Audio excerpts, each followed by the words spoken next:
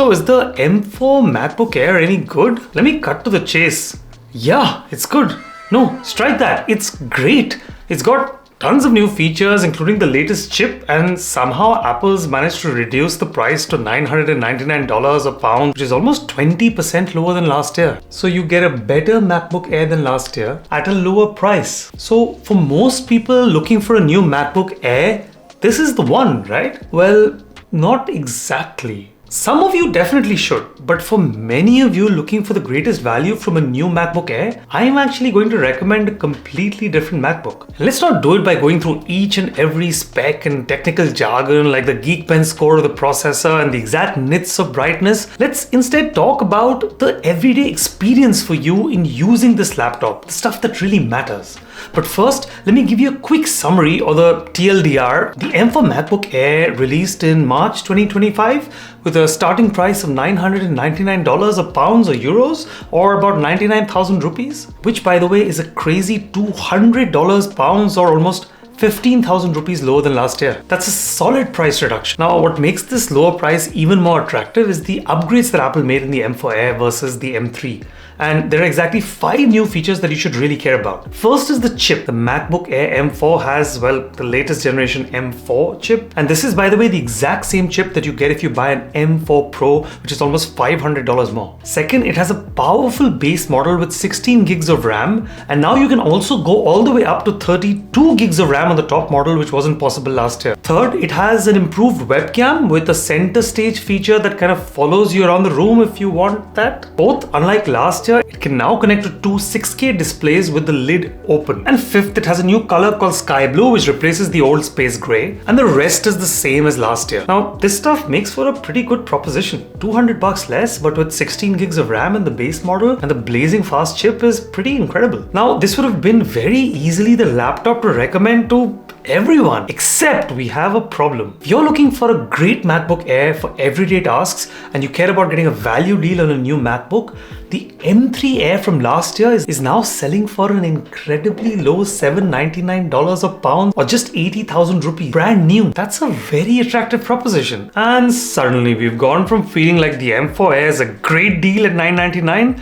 to wondering how to justify the $200 extra you pay over the M3 Air at $799. Now, the only way to do this is, of course, look at each of the upgrades and decide if they justify the $200 more. So let's recap. We have the chip, the RAM, the webcam, the ability to connect two 6K monitors, and the sky blue color. Let's go a bit in reverse order. The color is good to have, but you can't pay $200 more for just sky blue, unless, you're Superman. Now, second, I don't know if you have two 6K monitors, but most people don't even have them. And I'd bet that most people looking for a budget MacBook Air don't know that 6K monitors are a big thing. Last year's M3 MacBook Air supports two 5K monitors with the lid closed, so I think you'll be okay on this one. So I don't think this is a big factor. Third, the webcam upgrade is nice to have, but when you actually use it, the overall quality of the webcam is pretty comparable between the M3 and the M4. And as far as the CEnterstage feature goes, yes, it's novel to have your camera follow you around, but honestly, in real life testing, it shows that it very slightly lags your movement, which is weird. It needs to crop in for this feature, so it loses a bit of image quality. And overall, many people have told me that they've just switched it off. I mean,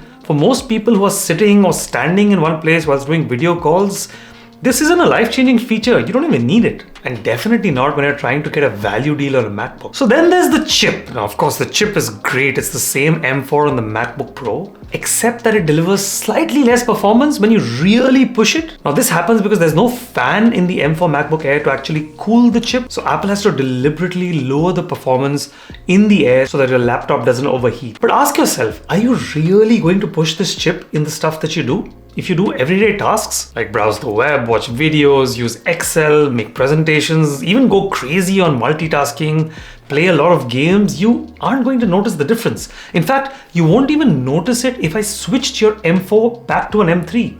But let's say you're able to push this chip. Let's say you're a video editor, even an amateur one, trying to export a large 4K file.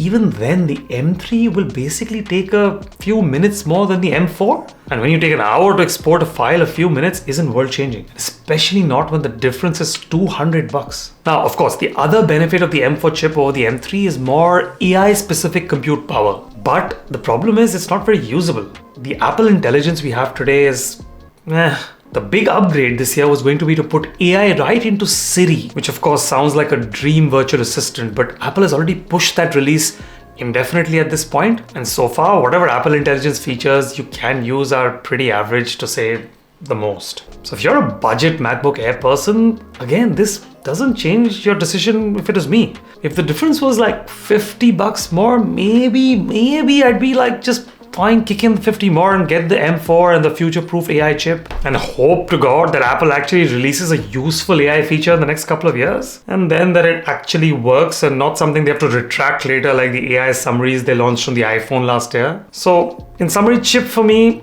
still not worth the 200. And then finally we come to the 16 gigs of base RAM, which honestly is actually a pretty good upgrade, to be honest. Apple's RAM upgrades are pretty expensive, typically 200. RAM will make your laptop feel a lot snappier. Now this one is a judgment call. The difference is in perception. When you have more RAM, the Mac doesn't need to go into the full hard drive memory to retrieve data, which is slower and takes longer. So that means that things like multitasking and loading times will always be faster if you have more RAM. I've recommended myself for years that the chip doesn't matter as much as the RAM, and you should actually buy last year's model with more RAM than this year's model with less. So I'll leave it to you to decide if $200 is worth the upgrade, but gun to my head, I think that for most people, this is still not worth 200.